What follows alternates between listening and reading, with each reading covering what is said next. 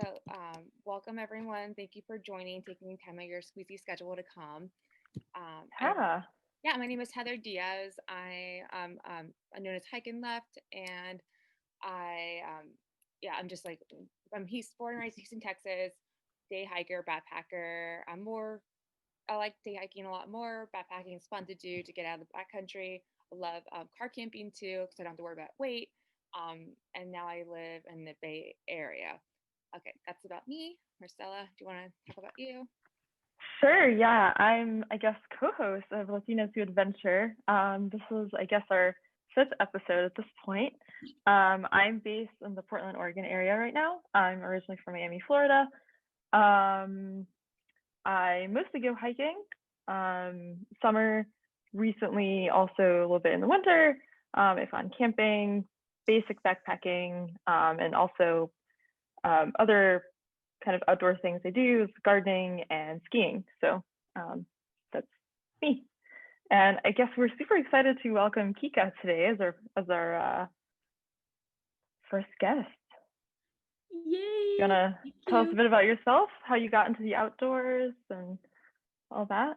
Yeah, thank you so much. I'm so flattered that you ladies invited me to chat. I'm like, I have really nothing to say. What the heck? So thank you. Thank you. I'm from Brazil, Recife in the northeast part of Brazil by the ocean, where the coldest that it might get is maybe 65 degrees Fahrenheit. So quite a different climate and it's super humid. I moved to Utah. It will be 20 years in July. I came to get a master's degree at Brigham Young University. The plan was to go back after I was done and work with children that have mental, physical, and emotional handicaps using theater and art as a therapeutical tool. But I met a boy and I stayed. Today we have a daughter who is refusing to go upstairs. She's just staring at me, making me nervous. Um, so I'm sorry, there is a notification thing coming in here from. I should have turned off these notifications. I apologize about that. Let me pause all of that. Okay. So I knew when I came back, long story short, I was introduced to the outdoors as soon as I got here. To be honest, I thought Provo, Utah was very small and very slow. I come from a city comparable to New York City, super busy, lots of buildings, tall buildings. You don't see a house if you want Hmm. to. Then I come to Provo, Utah, which is like maybe back then, I don't know, 300,000 population. So I was like, boring. But I didn't realize that there's so much to do outside. And the International Students Association would host events, not only to get students coming from other countries to to make friends, but also to know what Utah had to offer. So I didn't know that I was hiking back then. I was like, oh, let's go on this group activity. And we actually walked through the woods, took pictures at a waterfall, came back and ate. So Mm-hmm. later, I found out that was hiking. My daughter's father loves the outdoors. He loves hiking. He's a Sasquatch hunter. He has stories to tell about that. It's super cool. But so we went outside with her when she was little. And then I stopped a little bit after my divorce during and a little bit after my divorce. And I picked it back up about 7 years ago. That's when I had friends who were really into the outdoors and shared with me some apps, some trails, and I started going little by little. So now it just became my little therapy. So that's how I got into it.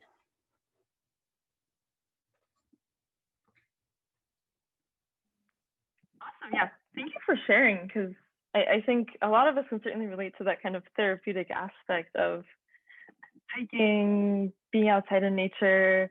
Um, yeah, even just and I think we all have kind of a pattern I've noticed. I think is that a lot of us kind of got into it a bit later in life. Not we didn't like grow up hiking. Maybe we spent time outside, but it wasn't like, oh, we're gonna follow this trail, go see something, and come back. So that's really interesting to see that we have a lot of how we got into the outdoors in common.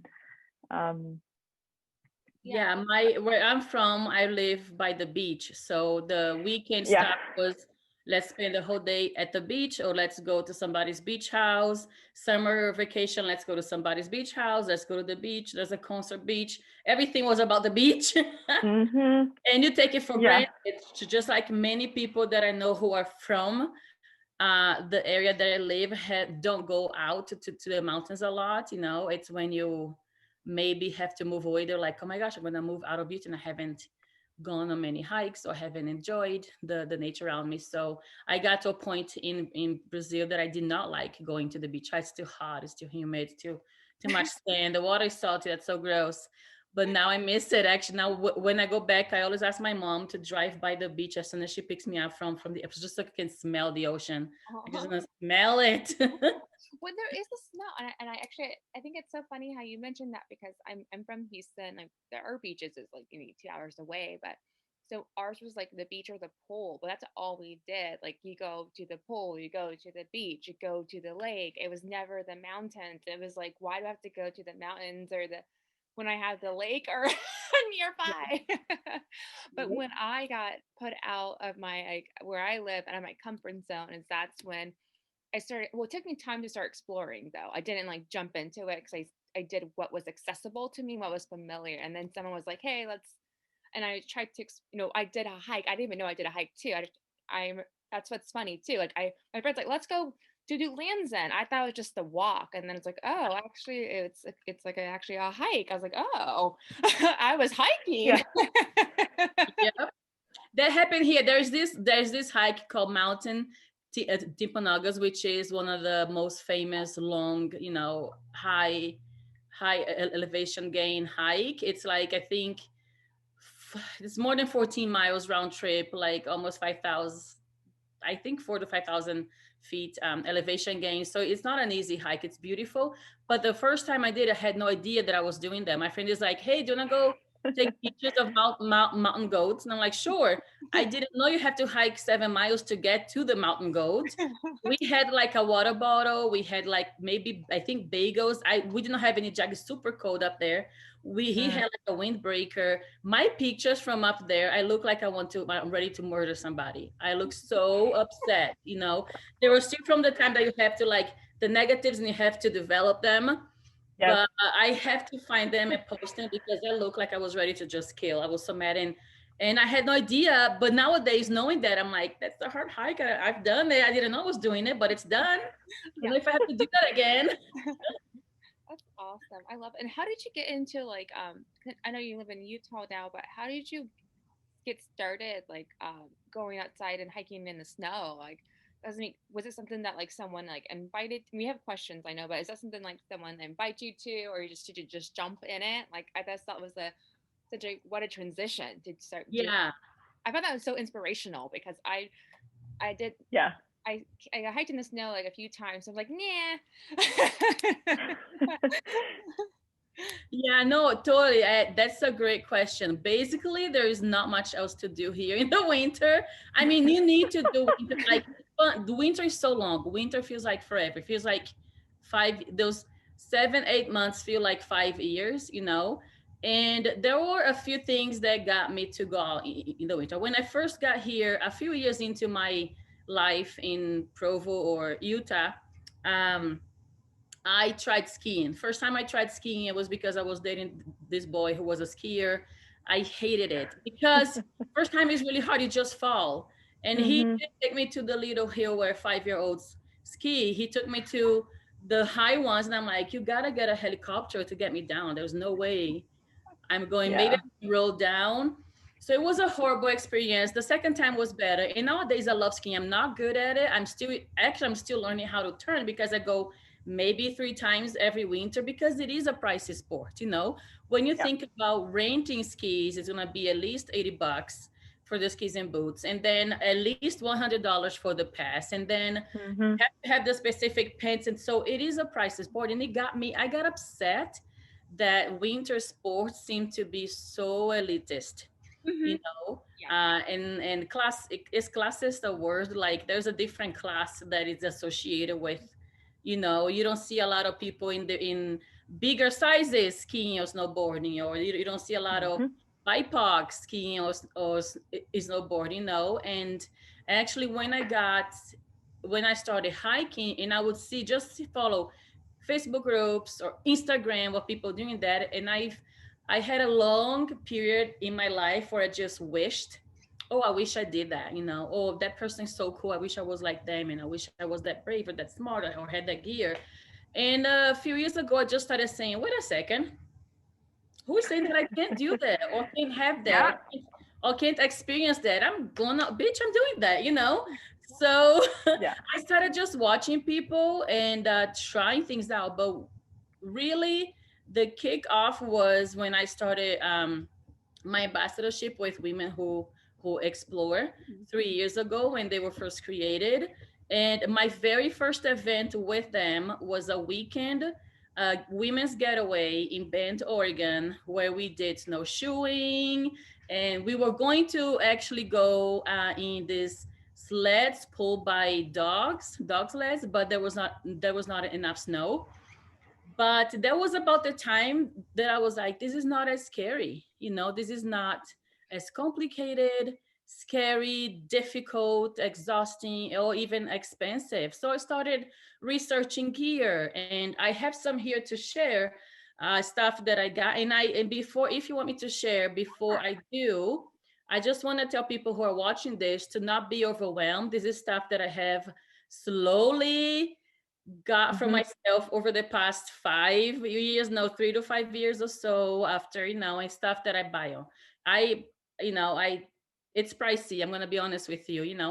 I don't have 10 pairs of $400 jackets. So I look for sales and clearances and extra markdowns and outlets. So um, I can show this stuff eventually, but what got me into it was mainly wanting to do something. Since I had so much fun hiking in the spring, fall, and summer, I wanted to continue that in the winter, and I wanted to also motivate people, because I'm like, hey, I'm sure there's more people that also feel inadequate, or they don't have the right gear, they don't have the right clothing, Yeah. they don't know they're gonna die under an avalanche. So that's why I like spreading the word, like, hey, everybody can do this. Everybody can go out and enjoy. I love Yeah. Oh, should I? I can go ahead. I really, really love that. Especially also your winter tip series really caught my attention, and how you were not only talking about the kind of more technical aspects of going outside, but also the very social aspects of bringing your kids, going with a group, kind of just having fun, and making it a positive event, and kind of, because you're right. I think a lot of people, especially those of us who come from more southern, warm, tropical climates, snow and cold is just not really my thing. So it's really nice and refreshing to see this kind of point of view of having a positive association with winter and snow that isn't elitist, like you're saying. And yeah, that's a very good point. so definitely. Like I actually think that I didn't even realize it until now. I'm being honest that maybe that's the reason why I've been just so like kind of think of condescending as being the snow, because I think of I pair it with the thought association of being the elitist, because when you first think is an elite sport, the snow, it just makes me think so like just so down about like, no, I don't want to deal with that. Like I don't like want to be part of it. It's not for me. And just that's the first thing I said. Like it's not for me. Like I should not say that. I should never think of that the first thing of associating with winter and snow. So I apologize for saying that because that's wrong. But thank you, Kika. You have just now I will think about a different perspective, but I do feel that though. And I was talking about that with my partner, how it feels like an elite sport because you need all this gear and equipment, but Hmm.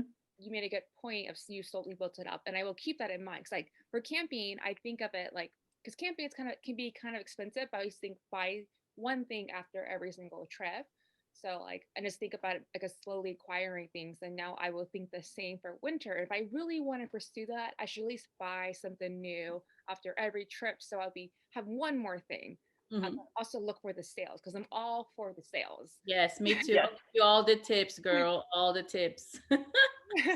Yeah, sales are super, super important. Like I had to buy new snow pants this year before we went skiing last weekend, but you can find snow pants that range from $100 to like $500. And honestly, you don't, in my experience, the $500 ones, like I've never used one, right? But like I've done fine, and I've had snow pants that my previous snow pants, I only had to buy new ones because after 15 years, they finally ripped one time that I fell.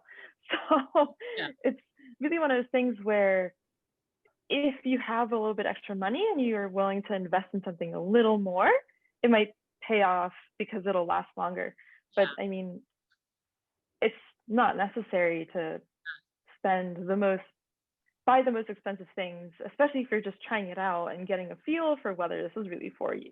I completely agree. And also for me personally, depends on how often am I going to use that, you know, like skis. I could go and put skis and boots on my credit card and spend 5 years paying for that. But I go skiing maybe 3 times per winter. Is it worth it for me to have my own skis? You know, it's for me, I just rent and I pick for example, skiing on the weekends is a higher cost. So a lot of places, if you ski during the weekday, either half day, morning or afternoon or evening, it's like a third of the price. I'm not a great skier. I don't need to spend 3 times more to go on a Sunday where the pros are there getting mad that I'm slow as heck, you know? So I'm going to go on a Wednesday night and do my thing and pay $30 for the ski lift ticket instead of 150. I'm fine with that, you know? That's awesome. But yeah, that's really smart, and I like your perspective about that because I need to start thinking more like that. Because usually I just get turned off. It's like, no, I'm not gonna rent anything. Or the other option I did before when I rented gear is that I would go to like an outdoor gear company, and they usually have the gear at a fraction of the cost. So I would just go buy it there, but I just have to drive it up. That's like the only downside if you don't have the car that's equipped for it. Yeah. And you can rent. I mean, I don't know nowadays because of COVID how REI, for example, is doing stuff, but REI would rent snowshoes and poles, you know, they would have classes too. So I'm not sure how I know that you can still rent skis and boots and stuff, but if you're not ready to buy, or if a lot of stores don't let you try things on at the store because of COVID, or if you're not sure, maybe rent it, maybe borrow. I've borrowed first time that I went skiing, I borrowed everything except for underwear and a bra because I didn't have anything. It was my second winter here from Brazil. You know, I borrowed the jacket, the pants, the underlayers, gloves, helmet, everything, you know. And it's fine. They were big, like the skis were super huge. I learned like 4 years later that those were not the right size for me. Maybe that's one of the reasons why I was falling off every 5 minutes, but it's fine. You know, you go out and you experience one tip that I had that I haven't shared yet with Instagram is don't try things just once. Try at least twice, you know, because that's a really good point. yeah, because maybe that first day was not a good day for you, was not a good weather day, it was extremely cold, much colder, or it was much hotter, or the gear with the pants were too tight or too, you know, maybe that first day something was off and it wasn't the best experience. Give it a second shot, you know. I'm so glad that I gave skiing a second shot because it felt a lot more natural the second time around. If I had gone just by the first experience, so I just fell and got super afraid, I wouldn't enjoy the peace and beauty that it's to be on top of a white mountain, which to me is like if there's a heaven, that's what it's like. It's white and beautiful and silence, and oh, I love that. Yeah, and I guess one thing to add about renting that I think some people might think that you get very old gear, but with ski gear specifically, because the ski, and we can get technical about the ski bindings or not, but ski bindings after a while actually become unsafe if they're not properly maintained and they're a certain age. So rental places actually, I think, do a pretty good job these days of keeping up with newer gear, more modern gear. You can be pretty sure, at least, at bigger resorts, that they have done all the proper maintenance on skis and stuff like that as well. And I've seen people like actually help you measure the skis or snowboard for your size and your weight and everything, your skill level, how fast you go, and all these things. So renting is a great option if you're starting out, I think. Exactly. And that's one reason why I wanted to share those tips, because a lot of people don't know, for example, snowshoes. These are not the best ones for me, and I learned them after literally painful experiences. I just bought this from my friend because snowshoes are not $20. No, they're like depending on, and they will depend on terrain. If you want, this is for basic terrain. So if you don't know how a snowshoe works, for those people who have never worn snowshoes, I've never worn it or seen it, so I'm curious. Yeah, let me pick it up. So you have your shoe hooked up here. Okay. And as you walk, you lift this part, right? Wow. So you walk in semi-normal. So, and the snowshoe would be best for very fresh, fluffy snow in an area that many people haven't walked by it. Because as more people go walk the area, the snow is going to be patted down. If it's fresh and higher, this is going to act like a little board, and then you can still walk like this, right? So you can still move it like this. Oh. And this is going to be according to the terrain. If you're going more uphill, a lot of people who do snowboarding and skiing backcountry, those insane videos that people just like, how do they get there? They either drop down by a helicopter, or they sometimes hike up. A lot of people hike up and they have the skis or snowboarding on their the backpacks. But for those terrains, this is going to be different. This is just for regular basic terrain. It has this little teeth down here and the teeth here. So there will be a little bit longer if you're going uphill. They might not be as wide, and they might not be as long. So the width, the length, the material is going to depend on the sport you're doing, just walking. I have a friend that has running snowshoes, so they can way lighter. Wow. They're not as wide, and they're not like as they end basically here. They do a V right after the shoe. It's her running snowshoes. So depending on, and that's what I wanted to explain on those posts, is that there's different stuff depending on where you're going, what you're going to do. You're going just walking, you're going running, going uphill, you're going downhill. What is your weight and size? So this is wrong for me because I bought it from a guy who is, I think, 6'3" and way heavier, and I am 5'5". So what happens is that because this is wide and long, I have to walk with my legs more open. So after 2.5, 3 miles, it starts hurting my hips because that's not how I'm used to walking.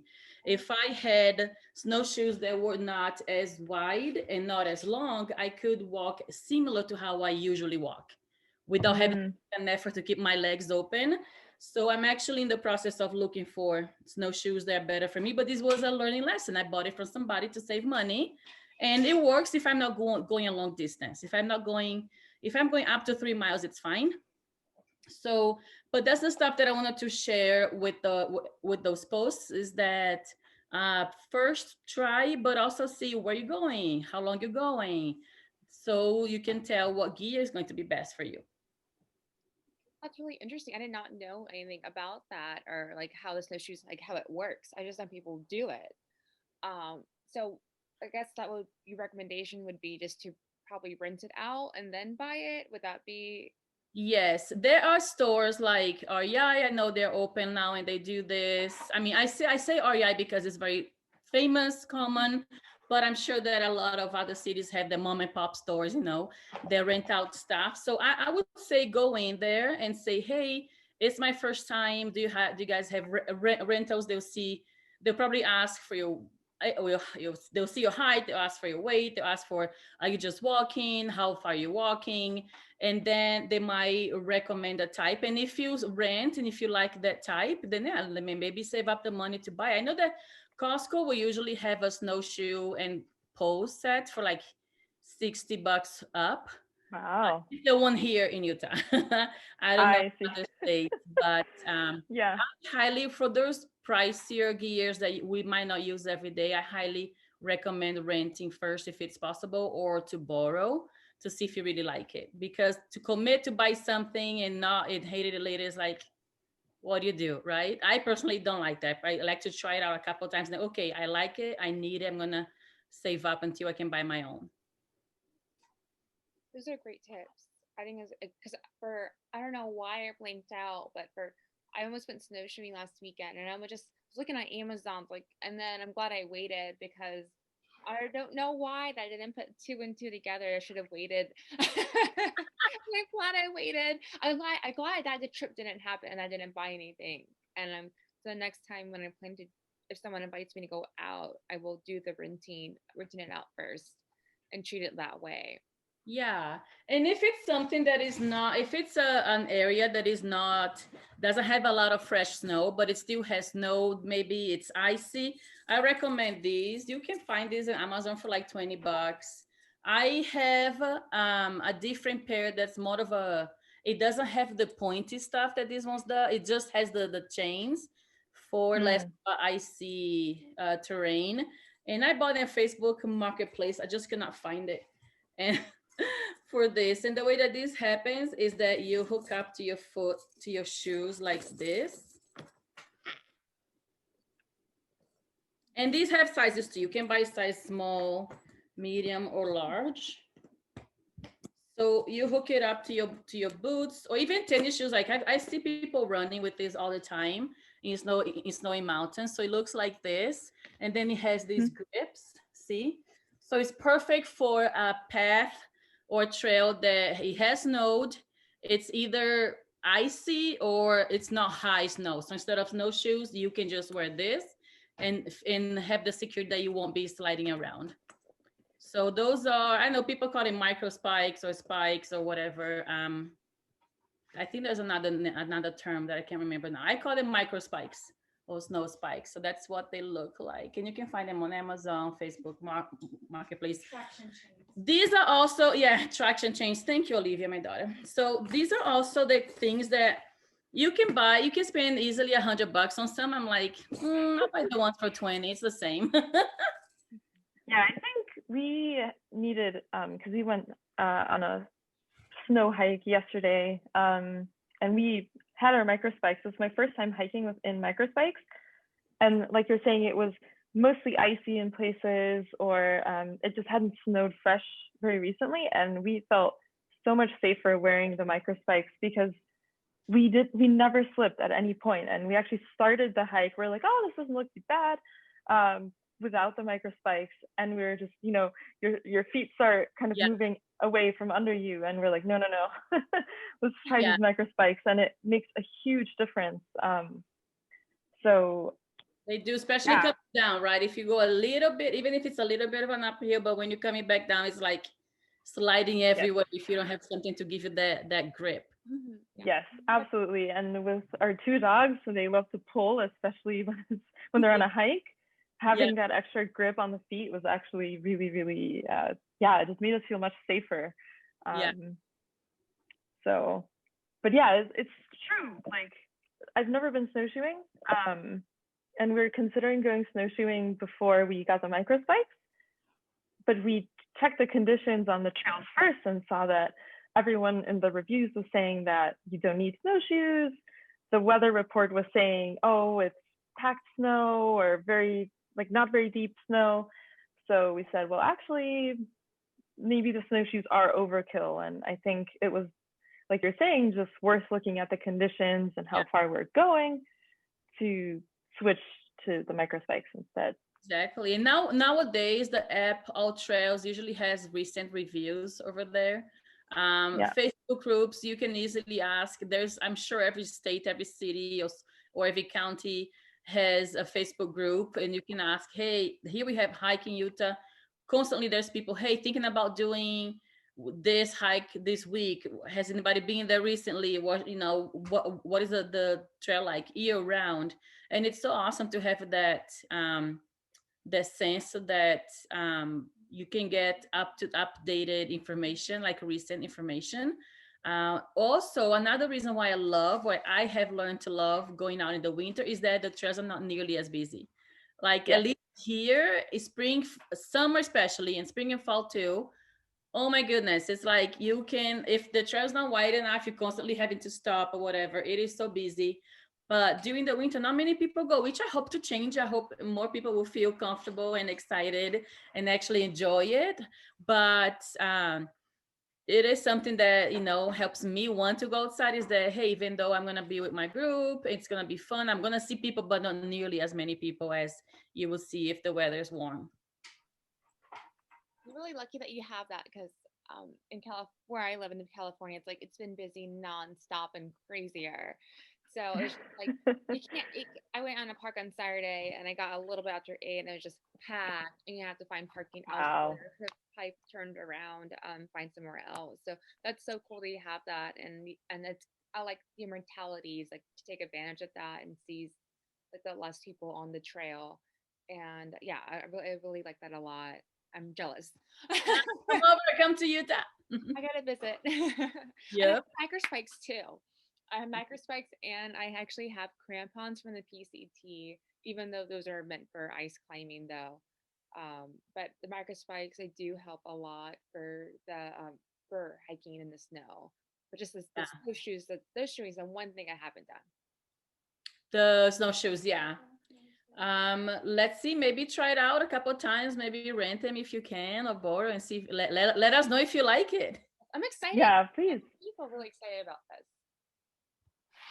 So have you done any cross-country skiing since we're, talking about this? I haven't. It looks exhausting. Okay. It really does.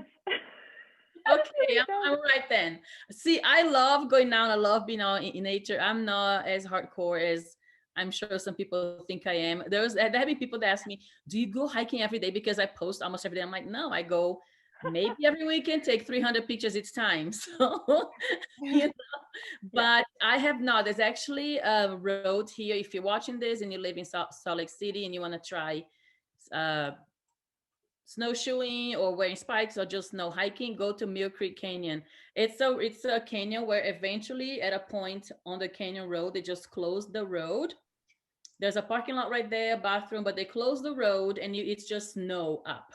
So usually, and they also allow dogs, so it's very very popular year round. But I always like going there with my friends that have not ever done winter hiking or snowshoeing. It's perfect for beginners because it's not super uphill.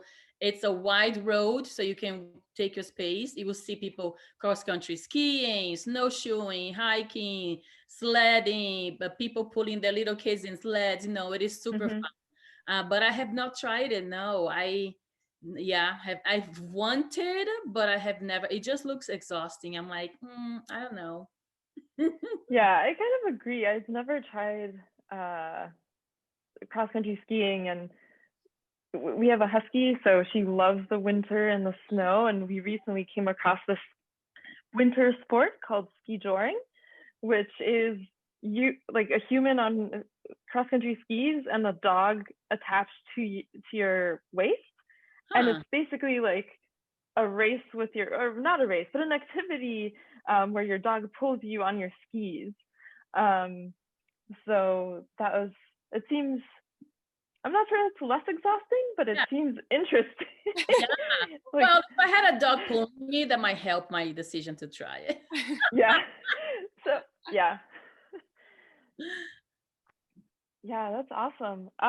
Do you have, we should probably talk a bit about safety since, microspikes and snowshoes provide some safety, but I think you had also written about avalanche safety. Yeah. So can you talk about how, what websites you check and like how you do you look for indicators? I guess, like, how do you evaluate if it's safe? Yes. So basically, I check two apps. One is the Utah Avalanche Center, and the one is just called Avalanche. So I think if you don't live in Utah, you can check. So you can see them both here, what they look like, the Utah Avalanche Center and the Avalanche app.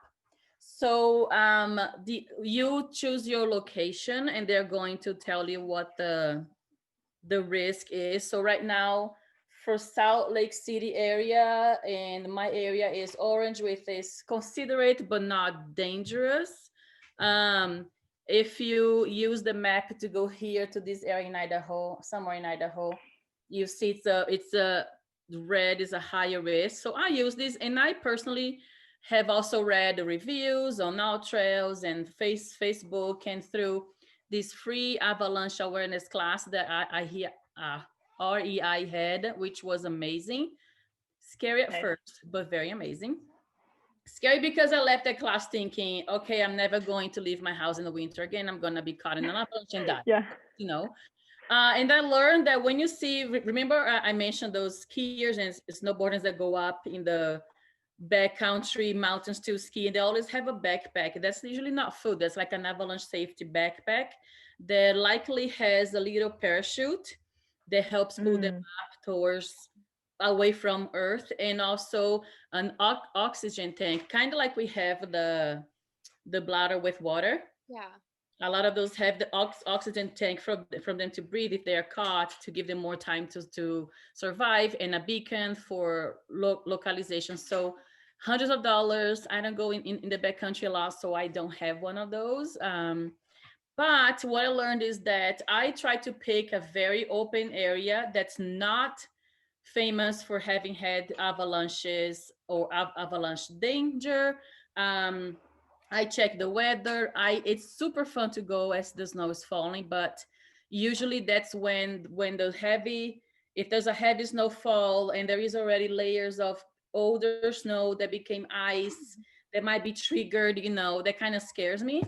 I'm not an expert on avalanches. I just remember some things from that class, and I just remember enough to check the apps, make sure there's no danger, the area is safe.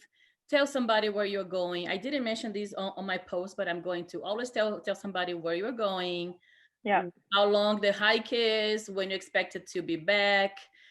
In the winter, I don't like going alone. It's like very rare that I will go alone. I'll go with a group, and I'll go to a very basic area that's not up in the mountains where there is avalanche danger. And yeah, if you're caught, it's not pretty. So let's just not get caught in an avalanche. Exactly. And thank you for asking that question, Marcel. It was a very good one. And can you please, like after this call, send the link to just send the name of the apps you use? Yeah. I would love to provide that as a resource. People can check on it, because I didn't know there was an app such like that to check on it. Yeah, for sure.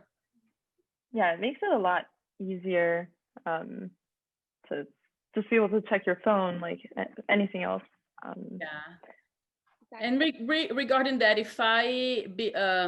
if you are not caught in an avalanche, where you are trapped in the mountains because of an avalanche in a different area, which has happened last winter. There were a couple of, actually 2 winters ago, I believe, here in the Little Cottonwood Canyon, I believe Provo Canyon. There were a couple of avalanches on the road where nobody got injured, but it blocked the road. And maybe you're hiking, maybe you're not injured, but the road is blocked. So I always have extra clothes. I always have an extra layer, extra leggings. My leggings are super warm. If I can show you guys, I got those at like Ross. Okay. So Yeah. super well priced. I don't know if you can see, but they have this fuzzy thing inside. I don't know if you can see it, but they're super, Yeah. it's super warm. It's kind of like flannel inside, waterproof on the outside. I always usually will have a fleece top, you know. I also love this gear, this material. It is supposed to reflect your body heat and keep you warm longer. It's an under layer. I got this one specific at Columbia.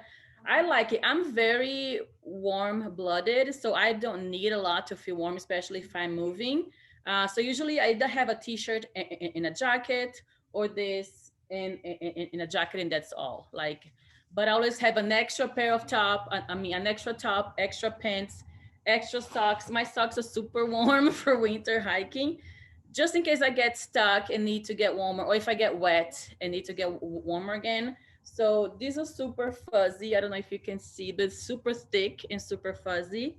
Yeah. I love these ones. I like snowboarding socks that I got at I don't know, REI clearance. They're super long too. They come all the way almost up to my knees, and they are super thick and warm. So I'll usually wear this one and have an extra pair in my backpack. My summer backpack is not nearly as heavy or packed as my winter one because all this stuff is like takes up space. I don't know if you can see how fuzzy it is. It's just super warm. Yeah, So they look really, really thick. Yeah, I like And that. I was wondering, so for you, so I have two different questions. One is regarding safety and regarding the trails. So for the trails, so what like do you use like apps to navigate your way? Because I can imagine being out there. I don't know if you have signal or not. So it's just like you have like paper maps, good old like a app like all trails. Do you like have something you download the maps to your phone? Because with the when you're hiking, like there's the trail is underneath the snow. So I'm yeah. trying to figure that way out because like I know when we hiked in the snow, we used the app that guided us, but I just didn't know for regular hiking. And then yes, and then ask my other question after that. Yeah, no, that's a great question. So luckily, I am in an area where a lot of people go out in all seasons, way less in the winter, but most trails that will be, they will have somebody that has gone there and you will know. Like it's very, I have been to to field trails that were not super well marked, you know. It's either a very obvious little road or there would be the mountain walls, the trails, boom, trees, you know. It's like yeah, very obvious. And it's usually the same ones that I go in the summer, spring, and fall, or the ones that I go in the winter. If not, then I'm with somebody who knows. I'm not very adventurous to discover a brand new trail by myself. I will try to go with somebody or with a group that has gone. For example, New Year's Eve, I went with a group of ladies that had done that one trail. And the name of the trail, Pipeline, is a very famous trail for being beautiful and the views, but also being kind of hard. And I was like, not sure if I can do all that today, New Year's Eve. I need to go back home and relax and get ready to drink and, you know. But they assure me, they say, no, you know, you can definitely go farther, but the first 2 miles that we'll do it, they're pretty much, you know, they're not flat, but they're not super, it's not like climbing upstairs. So then put me at ease. So in the summer, I might be more likely to try trail, a new trail alone because I know even though I go alone, I will not be alone there. There will be more people, so it will be safer. But in the winter, I will not try. It's going to be trails that are very paved. But to your question, for me to make sure that I know, I do use all trails. That's how I know how far I am from the end point, how many miles I've done. I'm not very good at navigating myself like a map, or I should. It's one of my goals to learn. I'm not very good at just getting a navigator Mhm. and looking at it. You know, I used to have a Suunto, that's a watch that gives a lot of info, and I'm like, why do I have this watch? I don't know how to use it. I don't know what this information means. But I guess I'm just lucky, as I said, to be in an area where most likely I would not be the first person in the area that day. That's awesome. And then I have another question. So, like, how like when you are gonna say I want to like hike 4 miles with friends, like what would you average as a time like per mile, like 1 mile per like 1 hour per mile? Like, is that something you think about when you head out? Like, I don't know if you have any recommendations for someone who's planning to do that because I do know from personal experience that when it's 4 miles is not the same 4 miles when you do Yeah, a regular hike. I love this question because I think you asked the wrong person. Like, I'm a perpetual tourist. I'm going to be stopping every 10 steps to take a picture. Like, it's going to take a while for me. If I go with somebody who's really focused on the workout, 4 miles might take us about, I don't know, 2 hours or so, right? You're gonna go, get there, drink your water. You're gonna talk the whole time. You're not stopping to take a lot of pictures. I've done other activities that were a mile and a half and it took us 3 hours, you know, because we were stopping and taking pictures and chatting, or it was more appeal, so we rested more. I think it will really depend on what the trail is like. The people, are they all on the same pace? Why are you going just to have fun? Are you going for the workout? Are you in a hurry? You know, are you flexible to turn around before you get to that waterfall or that lake? Um, average for 4 miles round trip, I would say would be 2.5 hours. Okay. But yeah, but it would depend. Not with my friends. It would be 5 hours with my Yeah, I'd friends. be like, I would think like 1 mile per hour because I would be taking all the pictures. Yeah, I mean, if it's not steep, then I think, okay, I can walk. I can walk at a good pace, a mile in about 20, 25 miles. So that's what I'm thinking about, but that's not stopping or Yeah. not stopping much, right? You pause, take a sip of water, keep going. And then I have another question. I'm sorry, Marcella, we can always ask, but other question I have is that Go so ahead.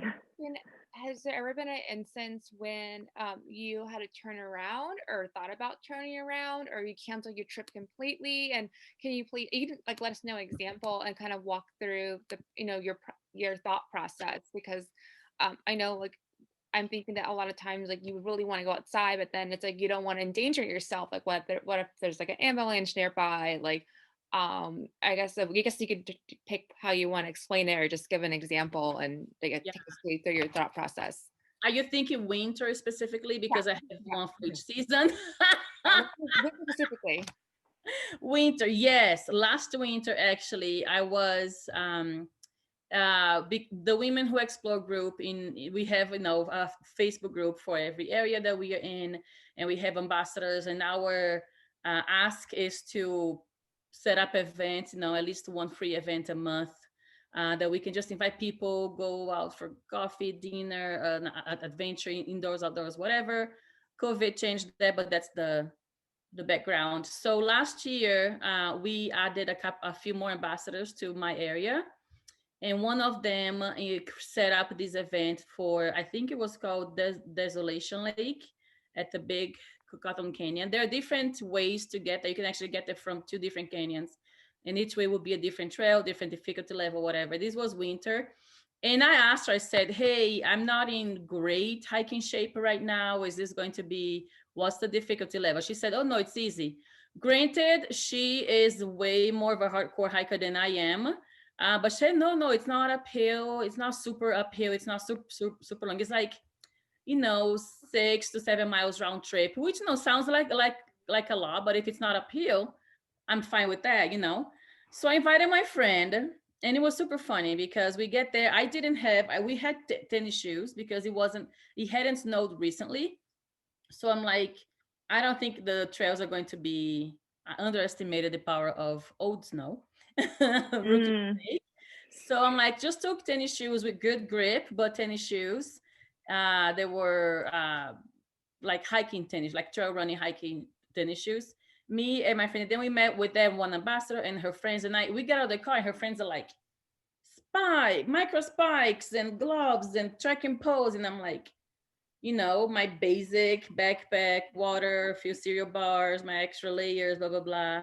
And my friend turns to me and said, why are they so red? I'm like, I don't know. My friend told me this is easy. So long story short, because I tend to talk a lot, we start this hike and it was super icy, like slushy, Mm-hmm. super icy, and it was more uphill than I was in the mood for that day. And the ambassador and her friends were ahead. The ambassador was like between them and us, stopping to wait for us, super cordial, super sweet, Tiziani, hi, love you. And then it got to a point that I think it wasn't even 2 miles up. I'm like, I can't do this anymore. My body is not happy. I'm gonna hate it. I'm never gonna want to come to this trail again. I'm gonna burn this mountain down. There's no Yeah. way. She's like, are you sure we're almost there? And I'm like, no, it's fine. I'm afraid of going down because I don't have the micro spikes. People were coming down. Everybody had my micro spikes on. I'm like, I'm gonna follow my butt. I have a back injury. I cannot afford to follow my butt. It's gonna be painful. And actually I have very funny videos of us, my friend and I, going down the hike. But there was one day that I turned around and was like, I'm not prideful at all. I'm not going to be a person that's like, oh, I have to show these girls that I'm a ambassador for this and that. I've got to finish. I'm like, no, man, if it's not looking right or feeling right, Yeah. I came down and I asked my friend, and my friend was so sweet because I think she wanted to come down too, but she didn't want to be the one to mention it because I know who took her. And I was like, hey, do you want to go? She's like, do you? I'm like, yes. Like, okay, let's go. So later on, I saw the pictures of them at the lake. It was completely frozen, beautiful. It was gorgeous. But I'm like, maybe another day. Yeah, exactly. Exactly. I love your story. I'm glad that you turned back around. I just thought to ask because like I'm sure we all had that experience, and for me, I had to turn back. Like it's the reason why I had to skip the PCT a huge section because, um, like there was like river crossings and it was like really scary. I could do it, but I was like I'm not having fun, and I came down to you mentioned that before. Like, what is your goal? Like I wanted to have fun and I was in Yeah. misery and I was scared and I was like, let's just skip the rest of the section. I'm like, I'll come back another time. But it was a very, but then I was like, who I'm trying to what I'm trying to prove, like Yeah. so so Yeah, I that's mean, hopefully the mountain's going to be there. We all have, for everything in life, we have good days and bad days. Some days are just not our days. Some days that is your summit or that is your destination, and we can learn from that. Oh, next time in the winter, I will take the micro spikes. I will have better gear, and as I said, I'm not an expert, and there was, there's no shame in coming back ever. Mhm. And Marcella, you had a like because you got snowed in or it was like had that storm. So you didn't even for your one of your days, you didn't even get to go outside this like when you went. Yeah, this past weekend, or this past, I guess I'm calling it a weekend. So I had, I'm very lucky to have like the flexibility to take time off during the week.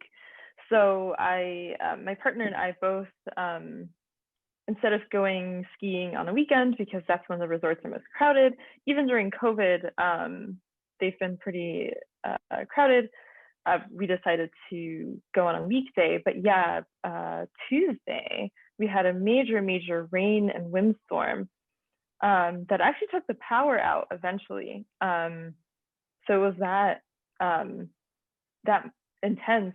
It rained for literally over 24 hours, but that caused we managed to get on the slopes on Monday, and by Monday afternoon, the forecast was just this heavy rainstorm, even at higher elevations. Um, so the resort just they closed up. They closed operations for that day it's. I mean, you don't want to be skiing on slushy snow, but also just that rapid weather change can cause avalanches as well. So that was kind of the Yeah. reason why the resort canceled. But honestly, even if the resort hadn't canceled, we might have still kind of canceled that day ourselves. Um, the resort is always like they're very flexible with canceling your pass. They give you your money back. So in that regard, we wouldn't have lost anything. So yeah, even very recently we had to change our plans, and honestly what we ended up doing was just staying in the cabin all day because it was pouring. Where are you going to go? And we're thinking like, oh, let's take advantage, let's go on a hike, but we looked at the avalanche danger in the area and kind of just hiking in the slush and mud, it's just not fun. So it was a nice day in the cabin. But I mean, Yeah. it was so nice, right? We had a fireplace and all that. But I totally agree with you, Kika. Like, if it doesn't feel right, if you're not in the mood, skip it. I mean, you don't have to. And what Heather was also saying, like, you don't have to prove anyone anything. We do this for fun. We do this to relax and recharge. It shouldn't be stressful. Yeah.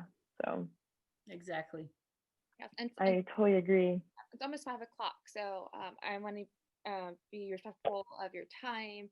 I have time. I know I talk a lot too. Sometimes I'm like, oh my gosh, shut up. I mean, I have to talk a lot too. Oh no. But so, I mean, is there anything else you like to give? Any tips? Because like you've read so much, and we had it here was like, do you have any essentials, favorite snacks? You always bring, like. Yeah, definitely. Yes to all of the above. So, clothing wise, the essential is going to be waterproof, right? These were the very first boots that I started um, hiking in the winter. Actually, I'm lying. So the second one, the first ones were not very comfortable, but this is super light. It's from Colombia. It still has very nice thread. I've had it for 3.5 years. It is warm, light, and waterproof. It's what you need. I got this one last year because I bought them after winter. I haven't had a chance Mm-hmm. to wear these. Yeah, they were like, I think over $100. I got it for like 30 at the Columbia outlet. So that's why I'm talking about pricing. Make sure the thread is, can you see this? Make Yes. sure the thread is going to be okay to give you that safety, security on the trail. These are Solomon's. They also have amazing thread. Also waterproof, warm and comfy and light. I love light shoes. Those are cute. Um, I don't use hiking poles a lot in the summer, but I do in the winter. They're great also, going back to your question, Heather, about how do you follow the trail. If you are unsure about if you like snowshoeing around the lake and you don't know where the lake ends, where the sand starts, you can always poke your post to make sure that you're going to be on hard ground. I highly suggest a bottle that is aluminum to hold your hot cocoa. Ooh. Nice. Almost every time that I go on a winter adventure, long or short, I bring hot cocoa. I mean, I have to. First, I was bringing green tea, and I was like, nah, that's not, no, not for the hike. Especially if you're bringing kids, they love to pause for a hot cocoa break, you know. So just make the hot cocoa. This is Yeti, but usually those aluminum bottles, they will hold the temperature down for a long time. Mm-hmm. Either your cold smoothies in the summer or your hot cocoa. Some people take rum as well or wine. It's all fun. It's all fun. From the 10 essentials, what I think is most important is a safety for a first aid kit. Yep. If you have, medicine, you have things for scrapes and burns to light the fire. I have these whistles here if I need help, like a kind of like a rape whistle. Yeah. Like if I'm lost or if I need to whistle at the kids, you know. And for snacks, I love cereal bars. I usually will have a yummy cereal bar. I love these ones. Mm. Nature's Bakery Fig Bar. They also have raspberry bars. I don't like the typical Quaker cereal bars. I like these ones. Mhm. Fruit, usually oranges or apple. I don't bring things that would get squished easily, like bananas or strawberries or grapes. Maybe carrots, maybe apples. Um, Trail mix, Great. things like this. Trail mix. Don't forget to bring empty trash bags for your trash. Major Yes. pet peeve when I see people, like my friends are sick of me because whenever we bring the kids, I'm like, if I see one speck of trash on the trail, I'll spank your asses. Yeah. I'm like, nobody's getting a smoothie at the end of this or an ice cream cone if there's trash on the trail. And actually, my daughter used to love picking up trash because I say, okay, if you pick up trash on our way back, we'll stop at 7-Eleven, get your Slurpee. We don't do that a lot anymore. But yeah, so my favorite things for winter, make sure you have waterproof stuff. Make sure you possibly take, if you can, if it's not too heavy on your back, take a backpack with water, maybe a warm drink. I love when you girls talked about hand warmers on your first chat. I have friends who feel very cold in their hands and feet, so they always take hand warmers in their boots and their hands or their pockets to keep it warm. I'm very hot, as I said, warm blooded, so I don't use a beanie, but I have one. So a beanie, mittens or gloves, how do you say kashikol, scarf if you feel cold, just gauge how usually you feel cold outside. I think it's easier to dress more and take it off as you go if you Mm-hmm. warm than to feel cold the whole time and have a horrible experience. When my friends ask me, I say, hey, I only have a pair of warm leggings, a t-shirt and a jacket because I know that I'm going to get sweaty. But if you feel cold, put 3 leggings on, put 3 layers under. It's easier for you to take it off and stuff it in your backpack than to be cold and miserable. Exactly. Um, And yeah, I just start small. If you don't want to go, if there are no mountains near you, but there's a park, that even if it's, go there first, take your kids, take your hot cocoa, gauge how things are, go to Facebook. There's, if you search women who explore in your city or state, there'll definitely be a group around you that you can join for events or find a hiking buddy. And don't forget to call me when you come to Utah. Utah County is where I live. I live close to 30 miles or so from Salt Lake City. So I'm not expert. Again, I just love sharing this because we need more of all of us out in nature. It belongs to us. And as long as we take care of it, leave no trace, recreate responsibly, let's go out. It's my goal is just have people know I can and I should be doing this too because it's fun. That's awesome. Yeah, thank you so my much TED for Talk. right. I love it. Yeah. Thank you so much for taking the time. Do we have time for one more question? Should we wrap things up? Please. One more question. Do you want to pick one, or should I? I mean, I kind of want to ask you a little bit about Iceland. Since you went, and Iceland, I mean, has ice in the name, which is just anyway. So, did you go in the summer? Did you go in the winter? How was that? Yeah, it was, oh my gosh, it was incredible. It was a dream trip. Those things that you just dream that you might do in your next life, So I went with women who explore. Back then, it was November 2019, so it was pre-pandemic. And it was a 1-week trip. And we stayed there were, I think, 12 of us. And we stayed in a house in southern Iceland. So northern Iceland is way colder than where we were. Even though it was November, it was their fall. It was maybe between the 50s and 20s, I would say, in the morning. So it wasn't super horrible yet. It's a little bit more humid than here. The area that we went was just gorgeous because even though it reminded me a lot of Utah with all the mountains, there were different mountains because they were volcanic mountains mostly.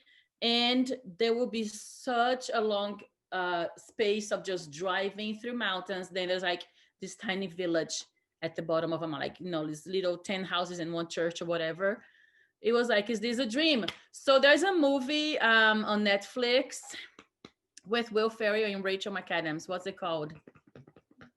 That they are singers. I will find and I will tell you the name of the movie. They actually, I was like, oh my gosh, I was there. It shows a lot of Iceland. So it was beautiful.